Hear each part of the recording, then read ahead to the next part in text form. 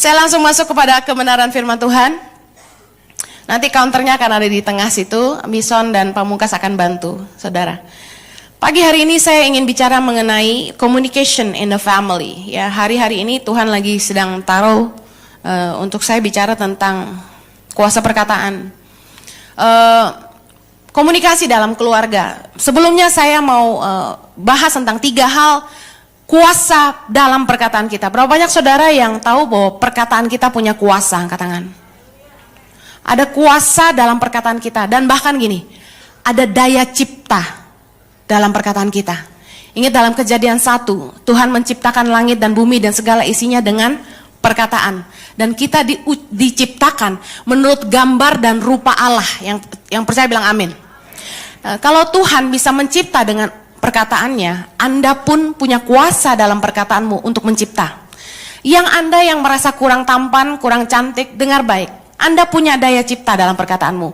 Setiap pagi ketika Anda berkaca, percaya dirilah dan ucapkan berkat atas dirimu sendiri. Katakan, hidungmu mancung, kamu diurapi, kamu disayang orang, ya, kamu cantik, kamu menarik. Dengar baik.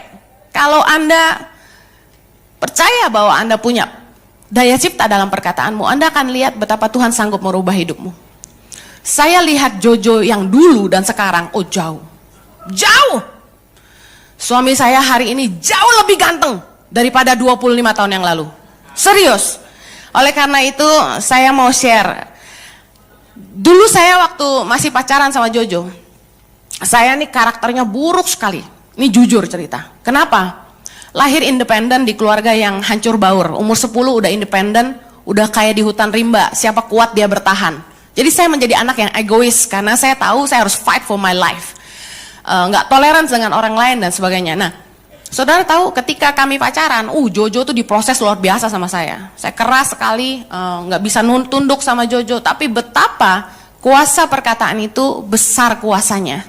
Setiap kali Jojo jengkel sama saya, dia selalu pegang kepala saya dan bilang gini, Henny, kamu lemah lembut. Henny, kamu murah hati. Henny, kamu baik. Henny, kamu cantik. Setiap kali dia jengkel, dia bukannya marah-marah, dia pegang kepala saya dan ucapkan berkat. Suami-suami yang jengkel sama pasanganmu hari ini, dengar baik. Ucapkan berkat, karena dalam perkataanmu ada kuasa. Katakan amin. 3 kuasa perkataan. Yang pertama, menentukan kehidupan kita di bumi. Amsal 18 ayat 20-21, mari baca sama-sama. Perut orang dikenyangkan oleh hasil mulutnya. Ia dikenyangkan oleh hasil bibirnya. Hidup dan mati dikuasai lidah. Siapa suka menggemakannya akan memakan buahnya. Barang siapa ingin hidupnya baik, haruslah memperkatakan yang baik. Dengar baik, perutmu dikenyangkan oleh hasil mulutmu. Saya buktikan ayat ini benar. Saudara, kita bisa punya produk sebagus apapun. Tapi kalau kita tidak mampu memasarkannya, sales kita tidak pintar menjelaskan produk yang kita jual, ada nggak yang beli barang kita? Kuasa omongan itu luar biasa. Kadang-kadang barang yang kita beli sebenarnya nggak bagus. Banyak nggak yang ketipu karena omongan sales yang manis? Dibilang gini, dijamin fleknya hilang, kulit tambah kencang, bersinar. Saudara, udah berapa banyak produk kecantikan yang kita beli, muka kita nggak tambah baik. Kita termakan omongan manis gombalnya sang sales. Tapi benar, sales itu bisa dapat komisi, makanya perutnya kenyang. Dengar baik, Anda bisa dapat pekerjaan bukan karena engkau cantik, bukan karena engkau ganteng, bukan karena engkau punya degree yang banyak. Dengar, orang pintar banyak. Tapi yang menentukan Anda diterima di sebuah perusahaan adalah proses interview. Hasil wawancara, jawaban yang engkau berikan, kalau mampu meyakinkan pihak HRD, Anda diterima bekerja. Betul? Nah, kadang-kadang kegedean ngomong daripada kemampuan. Begitu di interview, meyakinkan, luar biasa. Tapi sekali kerja, nggak bisa apa-apa. Tapi kita udah tertipu sama omongan orang. Betul sangat ayat ini. Perut orang dikenyangkan oleh hasil mulutnya. Amen. Mari lihat ayat ini, 1 Petrus 3 ayat 10. Baca sama-sama. Siapa mau mencintai hidup dan mau melihat hari-hari baik, ia harus menjaga lidahnya terhadap yang jahat dan bibirnya terhadap ucapan-ucapan yang menipu. Dengar baik, kepercayaan tidak bisa dibeli. Tapi kalau perkataan mulutmu bisa dipercaya orang, itu adalah sesuatu yang paling mahal, yang lebih daripada uang. Kepercayaan itu nggak bisa dibeli.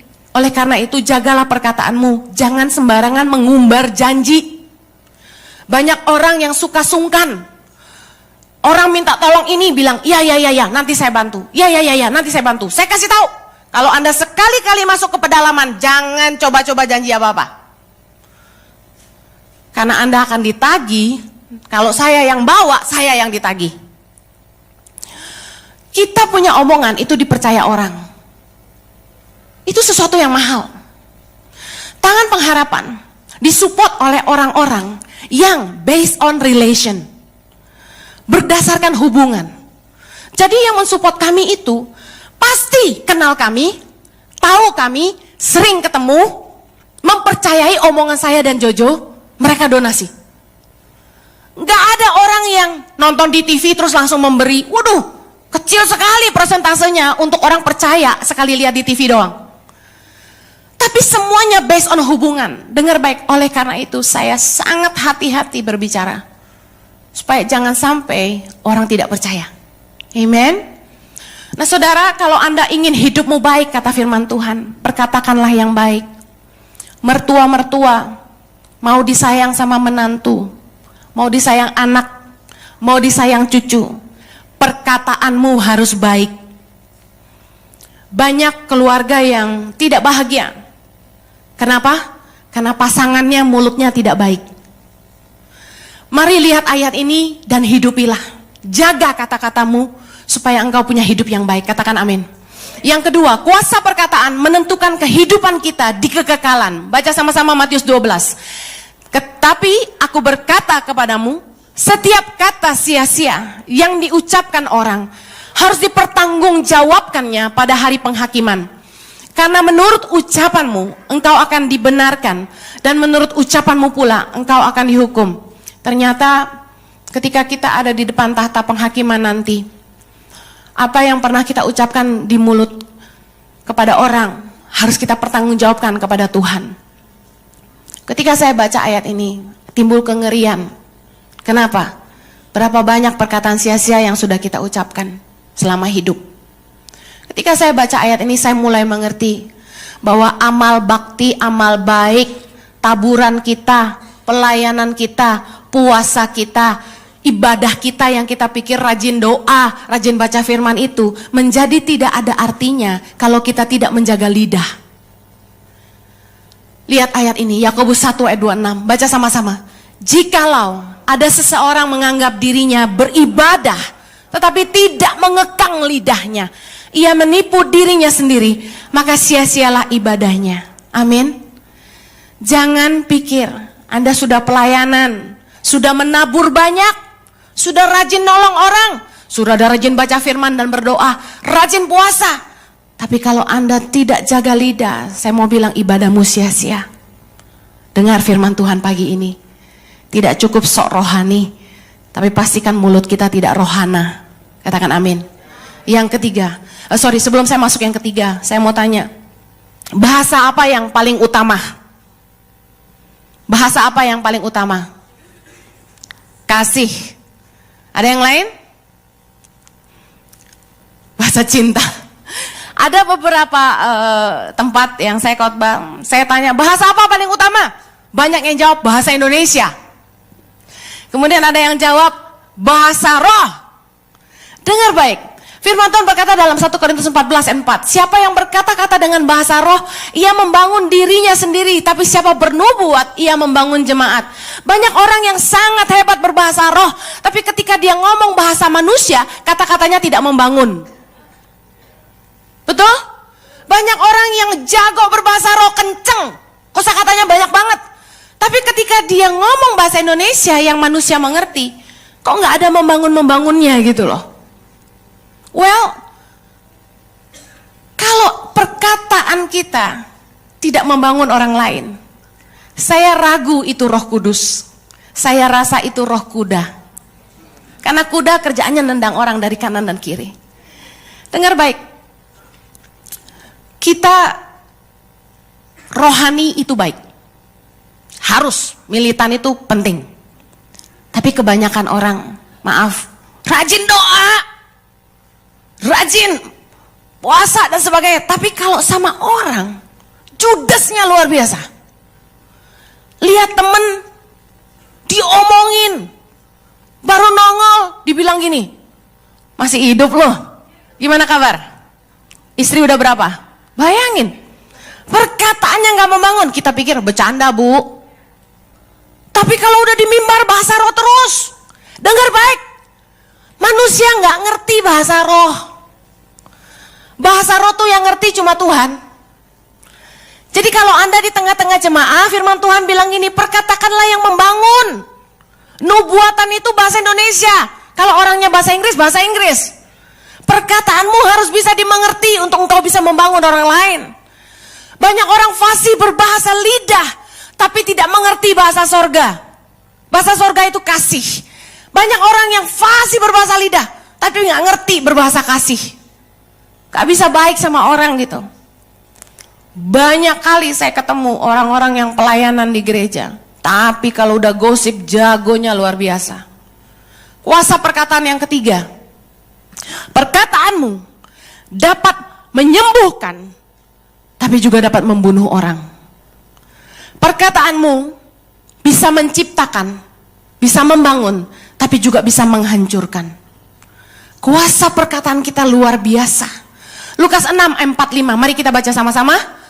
Orang yang baik mengeluarkan barang yang baik dari perbendaharaan hatinya yang baik, dan orang yang jahat mengeluarkan perbendaharaan yang jahat dari barang yang jahat dari perbendaharaan yang jahat. Karena yang diucapkan mulutnya meluap dari meluap dari hati. Katakan sama-sama 3, 2, 1. Banyak orang yang bilang gini, mulut gua doang lagi yang jahat, hati gua mau baik. Pernah dengar gak? Sorry, gua mah emang ceplas-ceplos orangnya, blak-blakan, hitam-hitam putih-putih, tapi hati gua mah lemah lembut.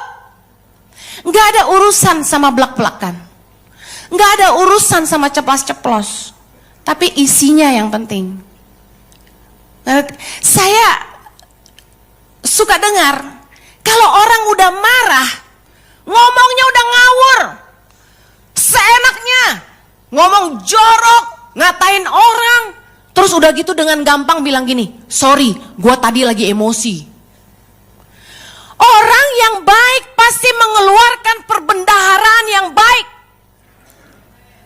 Meskipun dia marah, kemarahannya tidak merendahkan orang, tapi mendidik orang.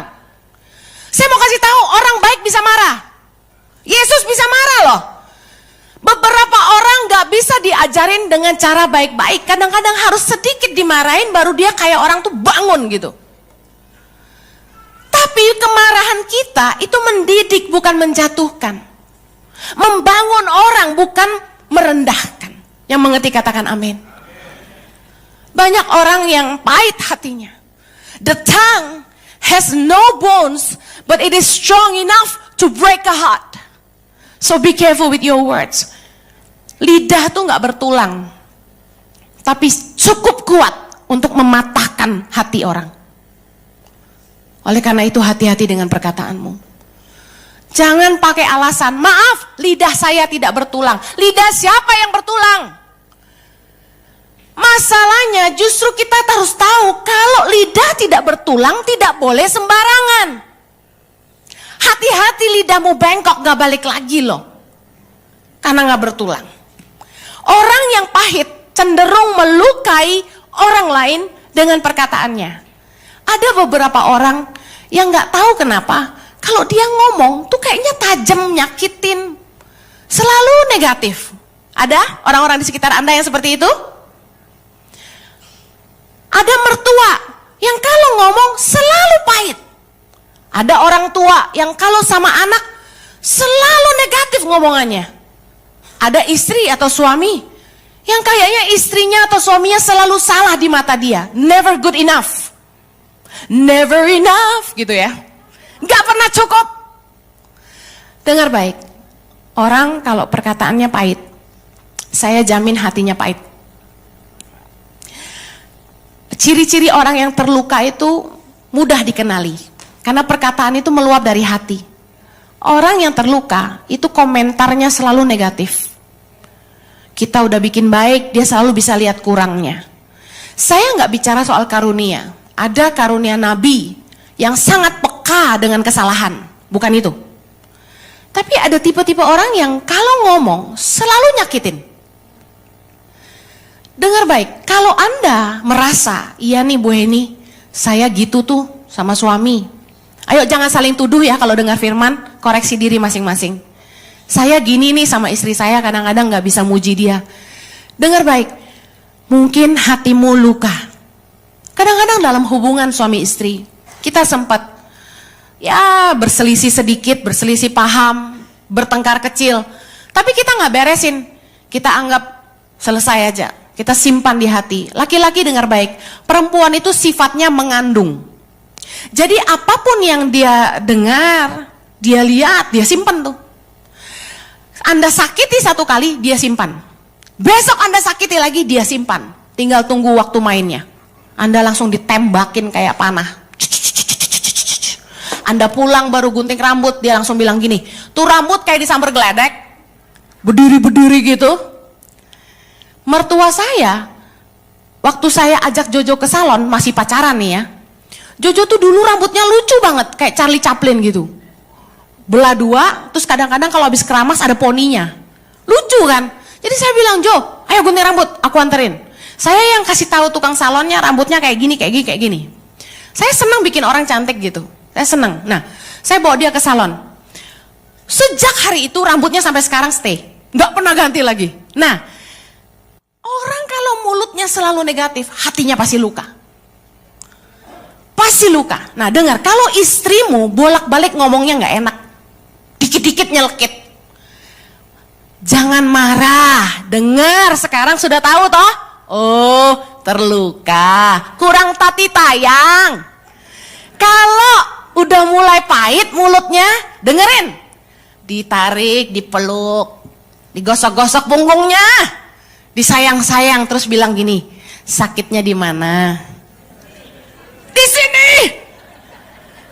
Kasih tahu, ampuni ya, sorry ya, marah ya, masalah yang mana yang belum selesai? Beneran. Kalau nggak gitu, rumah tanggamu nggak pernah nyaman. Nggak ada sorga di rumahmu. Tiap hari ketemu istri males. Bener nggak? Salah lagi, salah lagi. Sebaliknya, suami, ada suami-suami tuh yang mulutnya pahit. Nah mungkin sama. Dia di luar pahit, bawa pulang pahit. Nah, jadi istri harus sabar. Yang waras ngalah. Kalau suami itu pulang bentak-bentak, marah-marah, nggak jelas, jangan diladenin. Yang waras ngalah. Anda harus ngerti, kemarahan tidak bisa dilawan dengan kemarahan. Tapi perkataan yang lemah lembut meredakan kegeraman, kata firman Tuhan. Udah disayang aja suaminya, mau makan apa sih? Udah gak usah nanya-nanya, lu kayak gak tahu aja gue mau makan apa. Mau makan gak? Gak usah. Sabar, yakin. Jangan ditanggepin. Dengar baik, rumah tanggamu akan lebih bahagia kalau engkau jaga perkataanmu. Bila Anda pahit, ini saran saya. Sembuhlah, ampunilah. Gak ada cara lain untuk sembuh selain melepaskan pengampunan. Saya konseling orang bilang gini, nggak gampang Hen mengampuni, gimana caranya? Saya bilang gini, setiap kali iblis mengingatkan engkau dengan kesalahan orang itu atau pasanganmu, lawan dan ucapkan, aku sudah mengampuni istriku, aku sudah mengampuni suamiku, aku sudah mengampuni gembalaku, aku sudah mengampuni pemimpinku. Siapalah yang membuat engkau pahit, perkatakan itu. Lawan tuduhan iblis, lawan apa yang iblis masukkan ke pikiranmu, karena yang diserang iblis itu pikiran kita. Dia akan terus ingatkan kesalahan pasanganmu. Nah setiap kali engkau diingatkan, engkau lawan, enggak, perkatakan, aku sudah mengampuni. Lakukan berulang-ulang sampai engkau sungguh-sungguh sembuh. Itu terapi yang luar biasa sekali. Perkatakan firman Tuhan, aku mengasihi pasanganku, aku mengampuni dia, Ada seorang pria yang bertunangan, dia mau menikah sama pacarnya. Dia kecewa karena ketika pacarnya terus terang bahwa dia sudah tidak perawan lagi. Dia sakit hati. Sakit hati. Kenapa sakit hati? Karena pria ini anak baik-baik, tidak pernah bikin salah, jaga kekudusan, dekat sama Tuhan, ibadahnya luar biasa, suka menyembah. Dia dapat pasangan hidup yang sudah tidak perawan. Dia merasa Tuhan gak adil. Anak baik harusnya dapat cewek baik. Terus dia bilang sama saya, apa saya harus bikin salah dulu biar sama-sama? Dia bilang, adil katanya. Saya bilang no, itu kebodohan. Dia bilang, saya gak bisa lupain. Enak banget tuh cowok katanya. Udah hajar pacarnya gitu kan. Dia gak bisa terima. Saya bilang ini, ampuni. Kalau kamu gak bisa ngampuni, kamu akan terus pahit. Dan lebih baik saya sarankan jangan menikah. Saya pesan sama jomblo-jomblo wanita, jangan menikah sama pria yang tidak bisa melupakan masa lalumu. Apalagi yang suka mengungkit-ungkit masa lalumu. Engkau nggak bisa maju ke masa depanmu. Banyak suami istri yang tidak bahagia karena pasangannya tidak menjaga lidah. Dengar, yang wanita, tidak ada laki-laki yang tahan dengan perempuan yang cerewet dan perkataannya tajam. Yang laki-laki bilang amin. Kurang semangat. Siapa pria di tempat ini yang ngefans sama perempuan bawel? Angkat tangan. Ayo, biar istrinya senang. Sekarang saya mau kasih nasihat yang perempuan, yang laki-laki support bilang amin yang keras, oke? Wanita-wanita dengar baik. Tidak ada laki-laki yang suka, tidak ada laki-laki yang tahan dengan wanita yang cerewet dan perkataannya tajam. Sekarang yang laki-laki, yang perempuan bilang amin yang keras ya. Dan laki-laki dengar baik. Tidak ada perempuan manapun yang tahan dengan laki-laki yang kasar dan suka membentak. Kurang keras. Suami-suami dengar baik. Saya tahu laki-laki itu kadang-kadang jengkel sama perempuan, sama istrinya. Ngomong gak kelar-kelar, ngomong terus, ngoceh terus. Akhirnya dibentak baru diem. Ada beberapa wanita yang memang perlu dibentak, I know. Tapi dengerin baik, dibentak suami itu sakitnya luar biasa. Bukan cuma di sini, sini, sakit semua. Saya tuh paling jengkel kalau dibentak Jojo. Cuma masalah kecil dibentak, aduh Tuhan Yesus. Aku kayaknya merasa kurang ajar. Tapi tiap kali dibentak saya diam. Dengar baik, yang laki-laki, sayangi istrimu. Jangan dibentak-bentak mulu. Kalau dia bawel, cium aja. Selesai. Kalau dia bawel, oh bilang gini, minta cium. Betul? Kalau dia bawel, tutup mulutnya, peluk aja. Udah cukup. I know. Kenapa wanita kadang-kadang ngomong berulang-ulang? Karena laki-laki tidak menjawab. Nonton bola, baca koran, detik.com. Kalau istrimu ngomong, kalau nggak mau kupingmu panas, caranya gampang. Taruh handphone, taruh koran, tatap matanya, dengerin dia ngomong apa. Meskipun kau nggak ingetin, sebenarnya nggak fokus. Itu kuncinya. Biarpun nggak ngerti dia ngomong apa, lihat aja sambil senyum-senyum. Saya kalau udah marah dan Jojo cuma liatin saya sambil senyum-senyum, akhirnya nggak jadi marah. Mau ngomong apa? Dengar baik, jangan biarkan kecuekanmu membuat istrimu tambah marah dan ngomelnya tuh nggak kelar-kelar, sampat gitu loh. Ngerti sampat nggak? Ngulang terus. Oleh karena itu, kalau istri ngomong-ngomong, mulai sekarang belajar. Jangan jalan pergi, diajak ngomong malah pergi. Diajak ngomong malah sibuk bikin jus. Dengar baik, kalau diajak ngomong, dengerin biar engkau nggak denger terus. Ya, aku sudah dengar. Oke? Sip? Selesai? Cabut. Gitu. Kalau enggak, capek. Nah, yang wanita juga dengar baik. Pria gak tahan dengerin ngomongan terus. Pria tuh gak tahan dengerin ocehan berkepanjangan. Ribet gitu loh. Udah di kantor pusing, udah bisnis masalah, pulang ke rumah, stres, punya istri yang bawelnya luar biasa. Saya jujur gak suka perempuan cerewet, makanya mana tahan jadi suami orang, untung saya perempuan. Saudara, karena saya sering khotbah, saya udah capek ngomong, di rumah saya diem. Jadi saran saya, kalau istri Anda terlalu cerewet, suruh dia khotbah aja. Anda tenang di rumah. Amen. Yang dinilai Tuhan dari seorang istri, saya bahasnya istri, tapi ini juga sama untuk suami, karena ini pengalaman saya. Adalah bukannya kehebatannya, kelebihannya, kekayaannya, lebih gesit, lebih cepat, lebih tajam. Nah, banyak perempuan lahir dari keluarga yang lebih kaya. Ketika menikah, ya, apalagi dapat, maaf ya, suami yang bokeh. Oh my God, itu biasanya suaminya direndahkan terus dengan kata-katanya. Maaf, bahkan sampai berhubungan seks pun direndahkan. Jangan.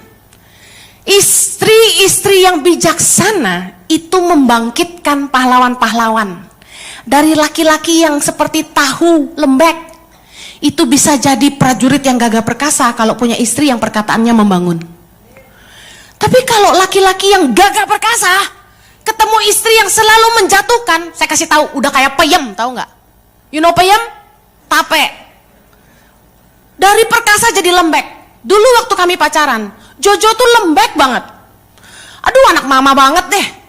Saya bilang, kita udah nggak usah jalan lagi, kita putus aja.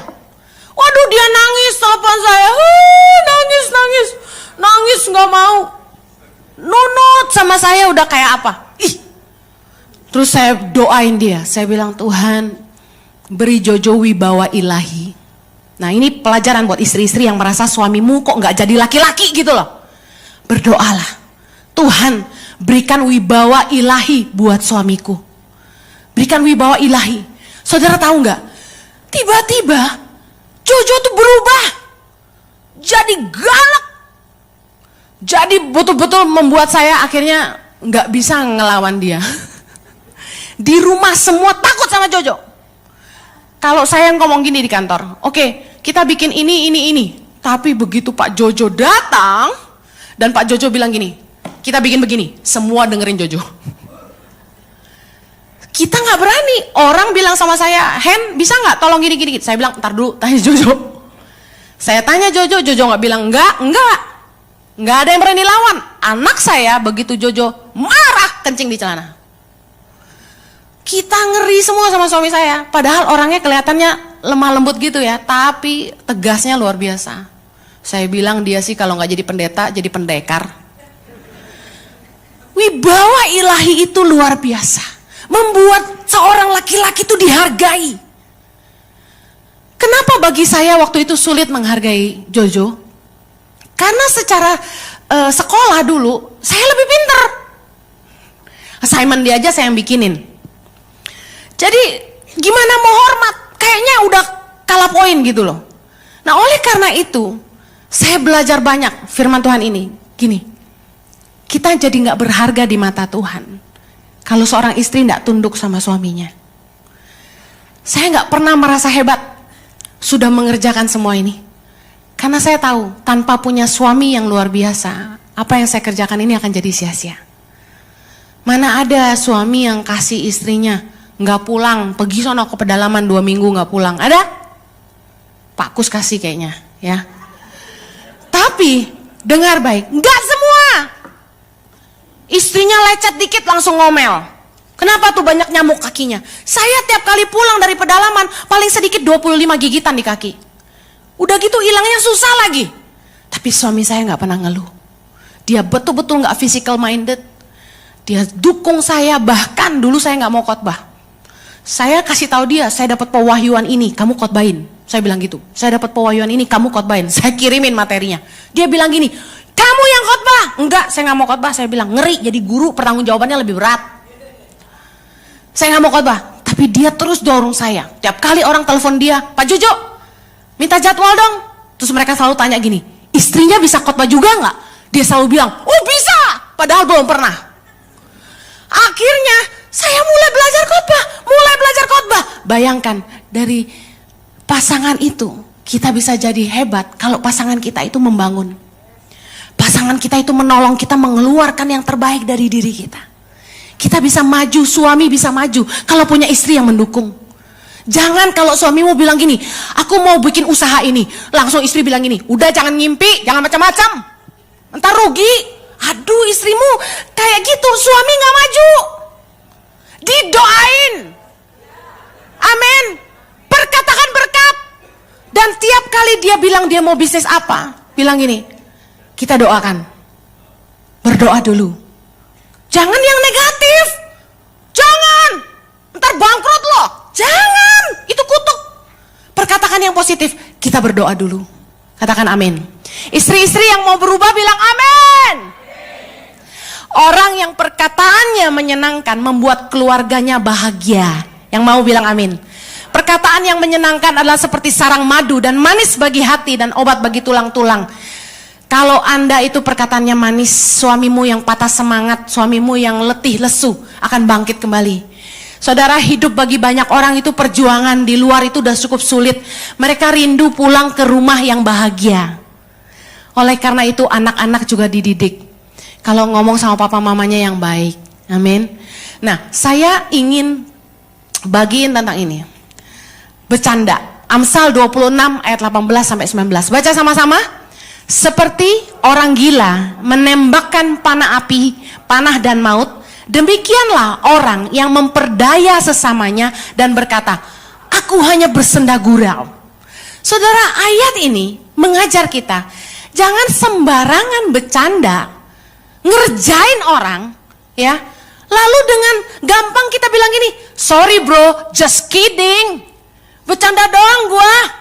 Dengar baik, firman Tuhan menyebut orang itu orang gila. Menembakkan panah api, panah dan maut. Kenapa dipisah panah dan maut? Karena gini, omongan kita yang kita lepaskan itu tidak bisa kita tarik kembali.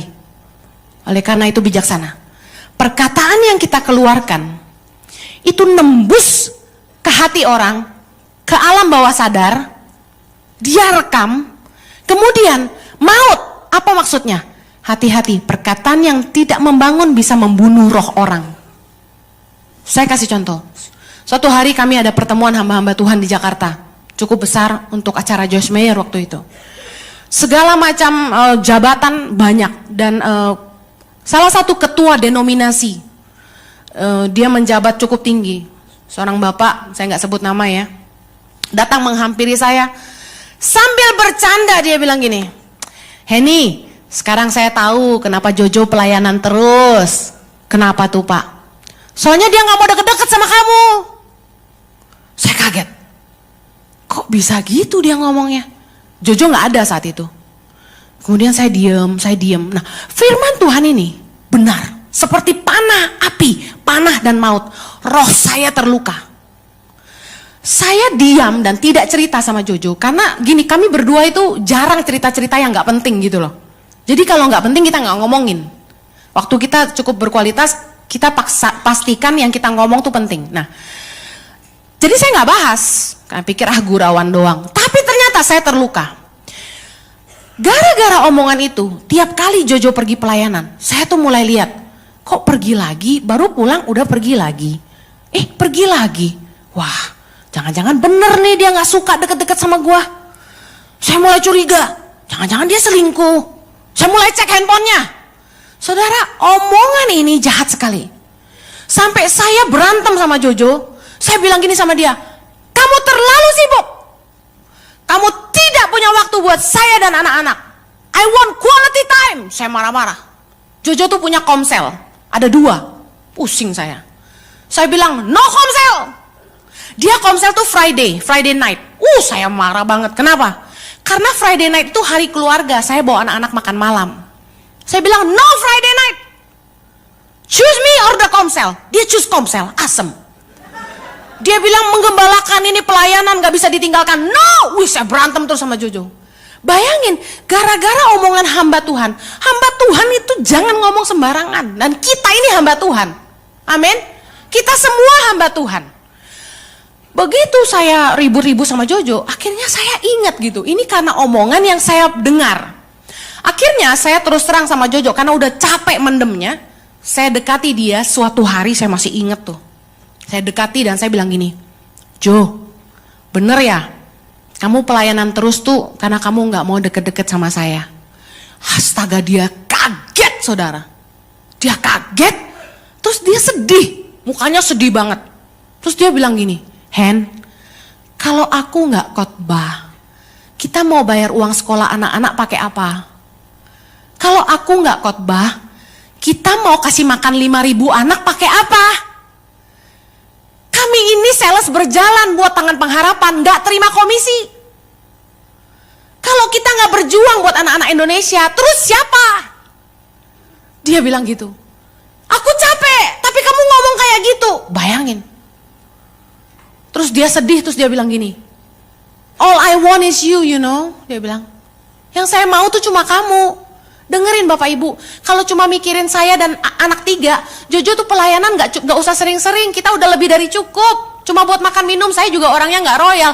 Dan karena mikirin yayasan, kita mau gak mau harus begini gitu loh. Gak punya pilihan, beban itu Tuhan taruh di kita. Tanya aja sama mereka, waktu saya sakit masuk rumah sakit, 2 minggu yayasan kekurangan uang. Karena gak jualan. Makanya saya bilang sama staff, berdoa, pikirin bisnis apa yang bisa support yayasan. Supaya suatu hari nanti kalau Tuhan panggil saya, kalian gak kelaparan. Saya bilang, aduh salah banget saya. Suami udah kerja keras bukannya berterima kasih. Dia gak selingkuh, dia kerja melayani, malah dimaki-maki. Saya sedih banget saudara. Jahatnya omongan orang, membunuh roh orang, tertanam di alam bawah sadar. Lalu dengan gampang orang itu bilang, bercanda. Enak banget. Lihat akibatnya. Ini kesaksian nyata loh. Hati-hati dengan gurauanmu. Anda punya anak di rumah. Kalau anakmu nakal, jangan bilang gini, heh anak nakal. Wow, salah besar. Dengar baik. Perkataanmu akan membangun gambar diri anakmu. Saya ulangi. Yang anak-anaknya sudah dewasa juga. Perkataanmu menciptakan gambar diri anakmu. Jangan sampai engkau bilang gini, hei anak nakal. Tapi ganti perkataanmu dengan seperti ini, anak baik tidak boleh nakal. Jangan bilang anak jahat, tapi bilang gini, anak baik tidak boleh kasar sama mbaknya. Kalau anakmu kurang pandai, nilainya kurang bagus, jangan goblok-goblokin. Banyak orang tua, dasar bego kamu, oh my god, kasar sekali. Saya nggak pernah ngedungu-dunguin anak saya. Kalau anak kita tidak excellent di bidang matematika, bukan berarti dia bodoh. Manusia itu kecerdasannya beda-beda. Ada yang kecerdasannya di sport, di komunikasi. Ada yang kecerdasannya di IPA, ada yang matematika, ada yang pintar masak, ada yang pintar nyanyi, beda-beda. Masa mau pintar semuanya? Jangan salahkan anakmu kalau matematikanya jelek. Kalau dia sudah belajar sungguh-sungguh dan memang mentok, dia tidak bodoh. Tapi kita harus membantu menemukan kekuatan yang Tuhan tanam dalam hidupnya. Gambar diri anak itu, dia semakin dewasa, dia akan ditanamkan bahwa dia anak baik.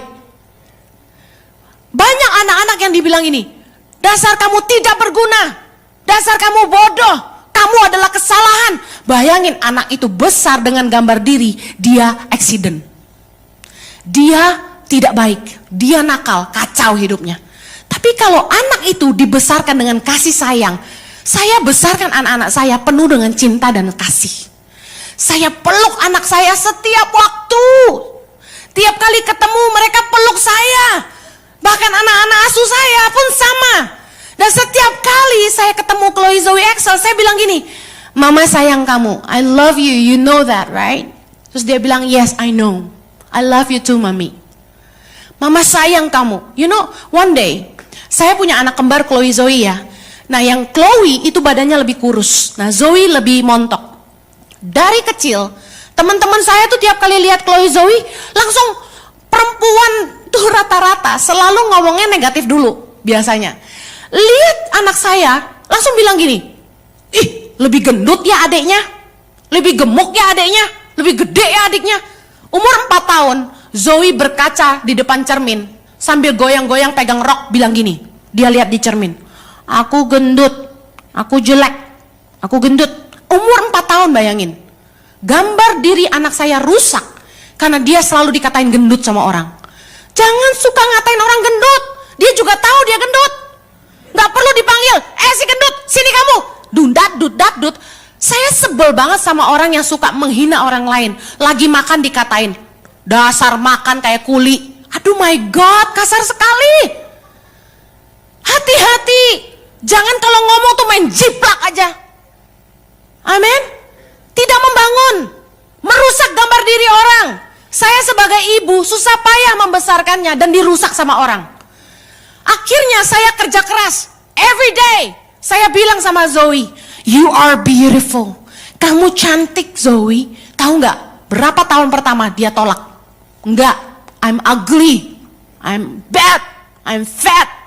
Bayangin. Saya sedih banget. Saya fight. Saya bilang no. You are beautiful. You are precious. Mama love you. Kamu cantik banget tahu nggak? You don't realize that you are not fat. You are sexy. Kamu montok. People are different. Saya coba jelasin bahwa orang tuh berbeda. Dia lahir seperti itu, mau diapain? Dari kecil udah gemuk, dari lahir lebih berat dari Chloe. Chloe lebih kecil. Nah, bayangkan sebagai orang tua, seringkali kita tidak jaga perkataan kita terhadap anak-anak kita, bahkan cucu kita. Cucu kita teriakin, "Hei, Badung, Badung, sini kamu." Dengar. Bahkan ada ibu-ibu yang kalau udah sakit hati sama anaknya, nyumpahin, awas kamu nanti ngelahirin baru kamu tahu rasa. Right? Saya ini juga korban sumpahan mama. Tapi mama saya sekarang sudah kenal Tuhan, kan waktu itu belum. Disumpah-sumpahin. Ya ampun, kayak anaknya nakalnya kayak gimana aja pakai disumpahin. Dengar baik. Jaga perkataanmu. Karena perkataanmu bisa membunuh. Mari pakai perkataan yang baik untuk membangun. Terakhir, didik anak-anakmu untuk menghargai semua orang. Apapun latar belakang mereka, kaya miskin. Bagaimana cara mendidik mereka? Jangan ngomong kasar sama pembantu. Nih istri-istri dengar baik, nyonya-nyonya. Jangan kasar sama pembantu. Jangan kasar sama supirmu. Bapak-bapak, jangan suka maki-maki supirmu. Jangan suka maki-maki bawahanmu. Anakmu tuh dengar dan dia copy. Anak saya, lihat bagaimana saya memperlakukan pegawai-pegawai saya. Mereka tahu bahwa mereka harus menghargai semua orang. Suatu hari Chloe Zoe ngadu, "Mama, Excel nakal tuh. Kenapa? Dia marah-marahin Katina." Marahin gimana? Dia usir Katina. "Pergi ya, aku gak mau, pergi." Maksudnya jangan ganggu dia. Dia ngambek. Anak-anak saya kritis bahwa itu salah.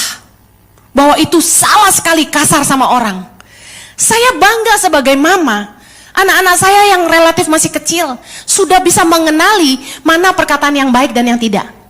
Bahwa sikap kasar terhadap orang yang lebih lemah itu salah. Jangan sampai karena kita merasa kita kaya, kita lebih hebat, kita merendahkan orang di bawah kita. Kalau Anda mau tidak bikin banyak kesalahan, saya kasih saran, firman Tuhan bilang, jangan banyak bicara, karena banyak bicara pasti pelanggaran. Kemudian, 3 hal yang terakhir yang saya tutup dengan ini. Sebelum ngomong, pertimbangkan 3 hal ini. Pertama, apakah perkataan yang Anda mau sampaikan adalah informasi yang bermanfaat dan mendidik? Amsal 15 ayat 2, baca sama-sama. Lidah orang bijak mengeluarkan pengetahuan, tetapi mulut orang bebal mencurahkan kebodohan. Lidah orang bijak itu mengeluarkan pengetahuan, bukan sok tahu. Jangan ngeluarin gosip. Berikan informasi yang mendidik, bukan hoax. Yang bermanfaat. Kalau pikir sebelum ngomong, katakan pikir sebelum ngomong. Bermanfaat gak omongan saya? Kalau cuma melemahkan, menjatuhkan, jangan diomongin. Yang kedua, sebelum ngomong, berpikirlah, apakah perkataan saya membangun dan memberi arahan kepada orang lain? Amsal 10 ayat 21 dikatakan gini, bibir orang benar menggembalakan banyak orang. Dengar, kalau engkau orang benar, perkataanmu bisa mengarahkan. Orang tersesat engkau arahkan. Jangan sampai tidak membangun. Yang terakhir, Apakah perkataanmu membawa damai dan kelegaan?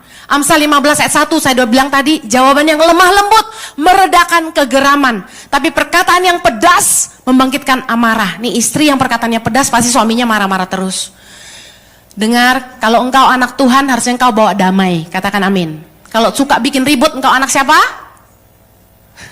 Ada yang bilang, sebelum ngomong pikir baik-baik. Jangan sampai omonganmu bikin orang berantem. Jangan sampai omonganmu membuat masalah semakin runcing. Jangan sampai omonganmu malah menimbulkan pertikaian. Yang mengerti katakan amin. Saya mau Anda ulangi. Yang pertama, sebelum ngomong, pikirin dulu. Bermanfaat gak? Mendidik gak? Yang kedua, memberi arahan gak? Membangun gak? Yang ketiga, membawa damai dan kelegaan gak? Orang yang sesak cerita ke kita dihibur gak? Malah lega gak? Atau malah tambah sesak? Pikir sebelum ngomong. Amin. Mari kita berdoa.